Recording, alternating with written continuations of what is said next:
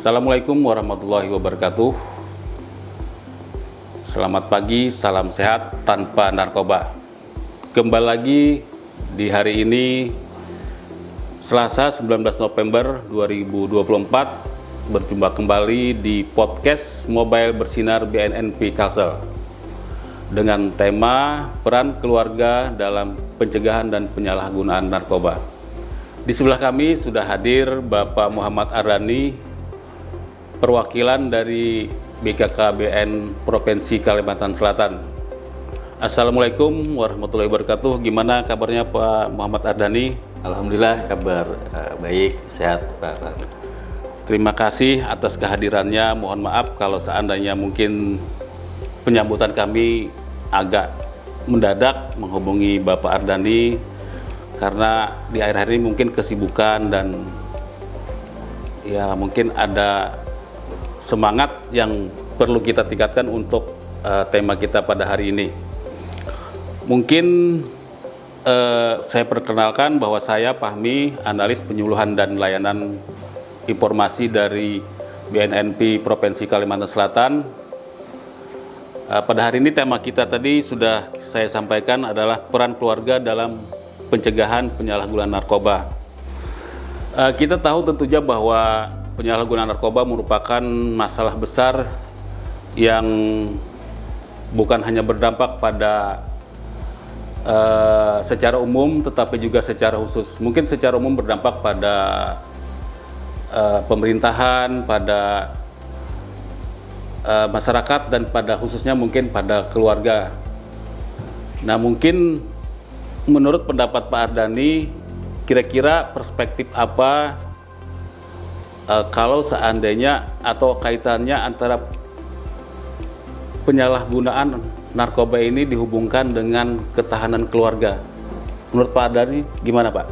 Baik, terima kasih Pak Fahmi. Ya memang narkoba ini juga hari ini ya menjadi momok ya bagi kita semua ya, karena sudah merambah ke remaja bahkan ya. Kalau dulu kan barangkali orang-orang dewasa aja yang memakai, sekarang generasi muda, remaja, yang notabene mereka adalah estafet ya, calon-calon pemimpin ke depan.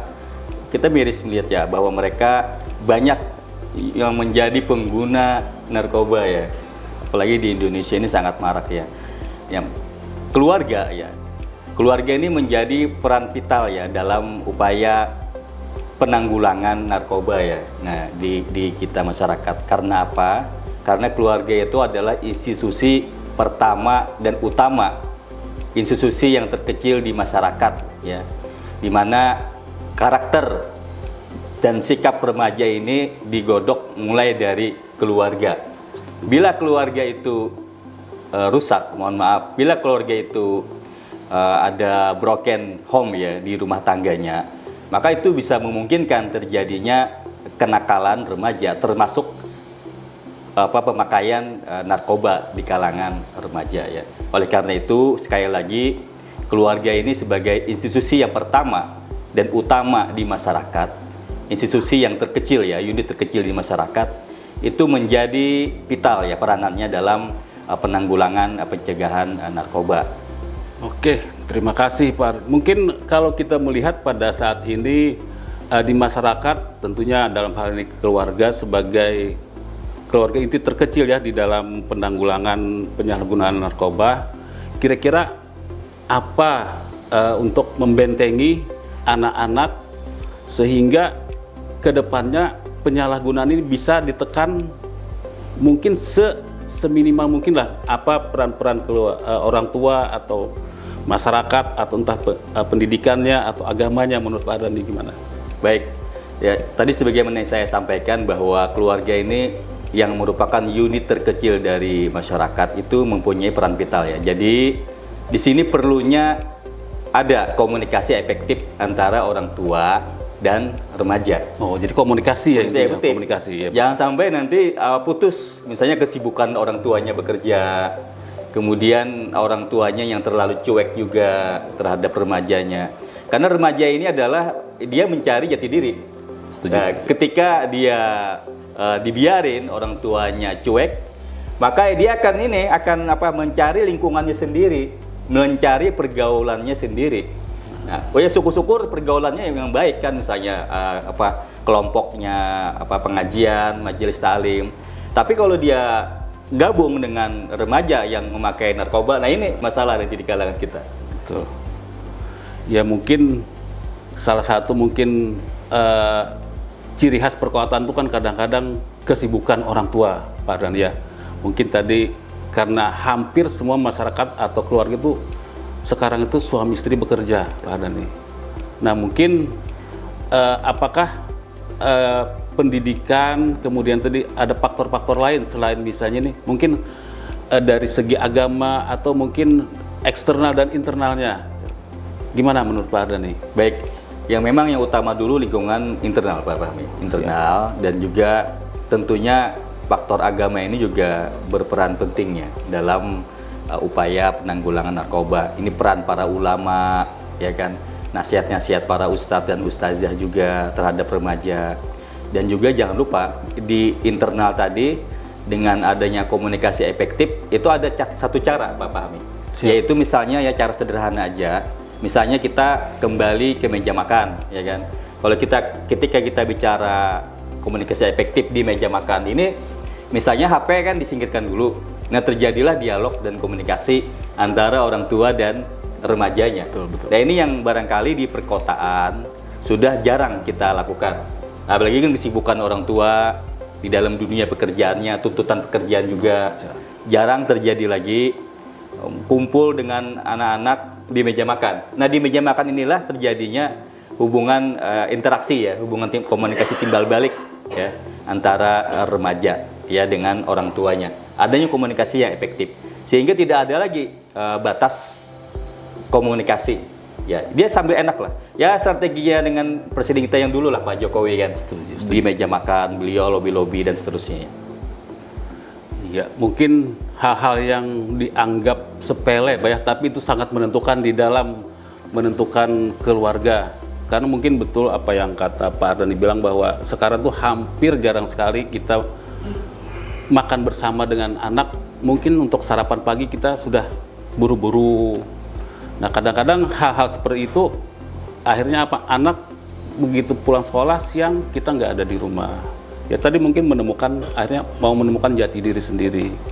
Mungkin dalam hal ini adakah selain peran-peran misalnya keluarga atau pemerintah untuk bisa atau program-program yang ke depan misalnya ada dari pihak-pihak pemerintah kabupaten maupun provinsi maupun pusat, mungkin ada ya bisalah apa untuk membekali anak-anak usia remaja kita ini membentengi diri untuk mengurangi penyalahgunaan narkoba ini, Pak Ardan. Baik, ya memang kita sebut saja di instansi saya tempat bekerja ya di BKKBN itu ada yang namanya triad KRR.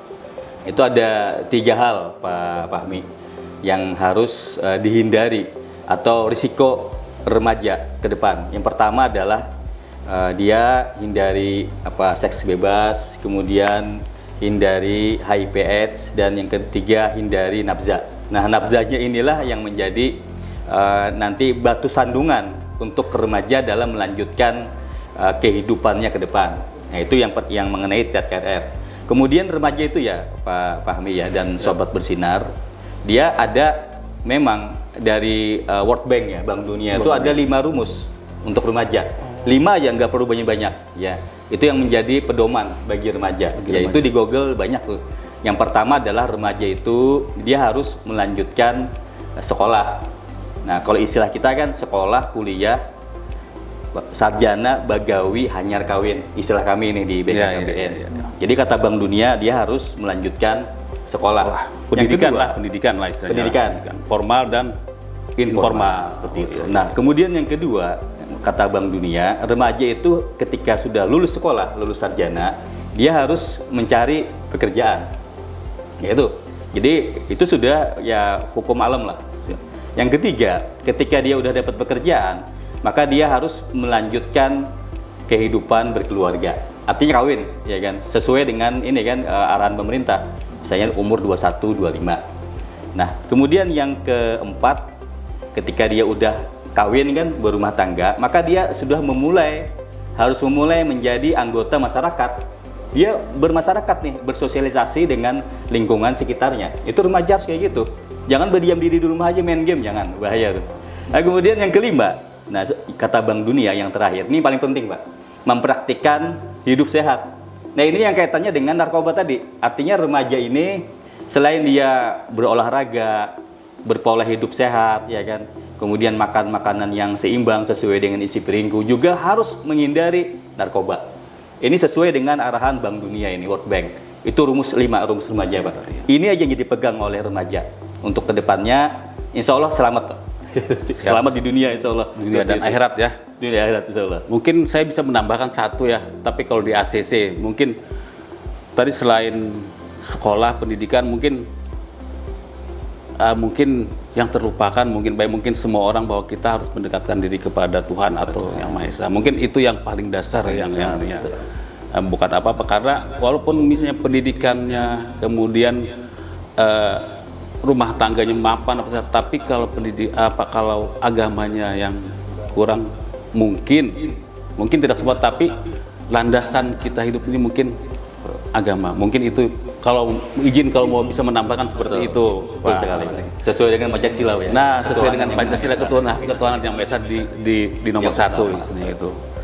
Nah, jadi mungkin seandainya mungkin perlu kolaborasi ya Pak Muhammad Ardani ya, mungkin bisa BNN berkolaborasi dengan BKKBN di dalam penyuluhan. Mungkin ke depan bisa seperti itu, karena dengan lintas sektor seperti itu kita mungkin populasinya kan sama nih dengan remaja dengan usia 15 sampai 24. Kalau misalnya sudah dengan populasi yang sama, artinya remaja, kalau kita ibaratnya begawi itu berkeroyok di kerubut itu hantugin mati jarlah. Nah, mungkin seperti itulah. Nah, mungkin kalau di BNN provinsi pun kita sudah melakukan ada namanya BNN Beelang Pak Ardani. Nah, itu salah satu terobosan dari BNN di Kalimantan Selatan, itu menyasar ke sekolah-sekolah SMA. Jadi memberikan edukasi tentang dampak penyalahgunaan narkoba itu.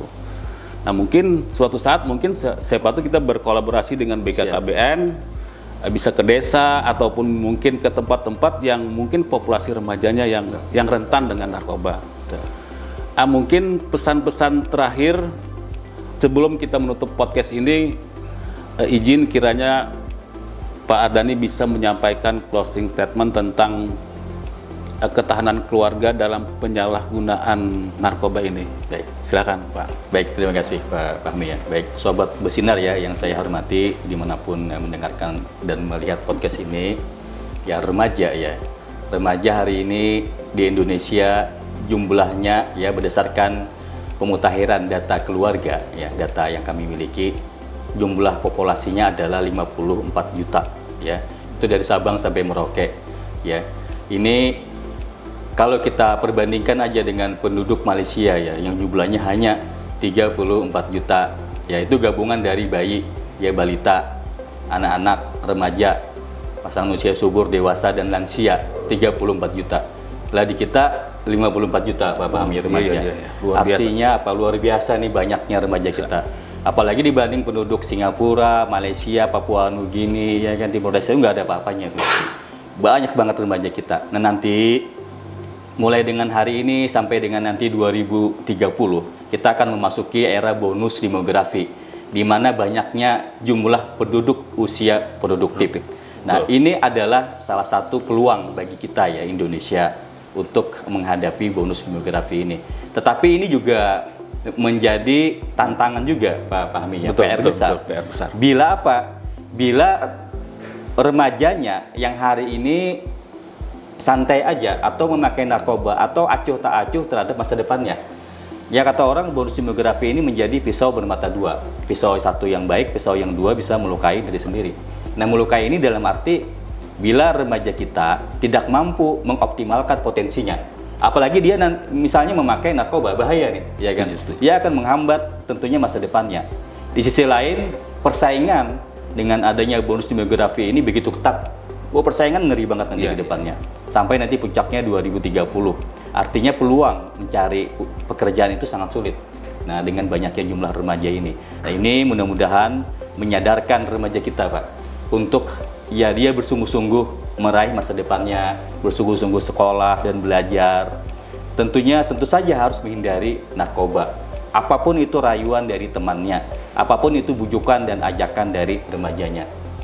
Dan Badan Narkotika Nasional ya itu tidak bisa sendirian ya dalam penanggulangan pencegahan narkoba.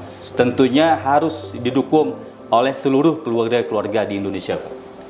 Keluarga-keluarga Indonesia harus mendukung ya BNN mulai dari memperhatikan perkembangan dan pertumbuhan remajanya. Bentuklah dan bangun komunikasi yang efektif dengan anak remajanya. Demikian, terima kasih. Ya, terima kasih Pak Muhammad Ardhani. Cukup panjang lebar kita sudah tadi mendengarkan paparan beliau, diskusi kita pada hari ini. Demikian apa yang bisa saya sampaikan. Salih hilap, mohon maaf. Dan kiranya sudah saya cukup sampai di sini podcast Mobile BNNP Kalimantan Selatan. Saya Fahmi Samsudin, analis penyuluhan dan layanan informasi, dan Pak Muhammad Ardhani, beliau dari penata KKB ASN dari BKKBN. Demikian saya akhiri, wabillahi taufiq wa hidayah. Wassalamualaikum warahmatullahi wabarakatuh. Salam sehat tanpa narkoba.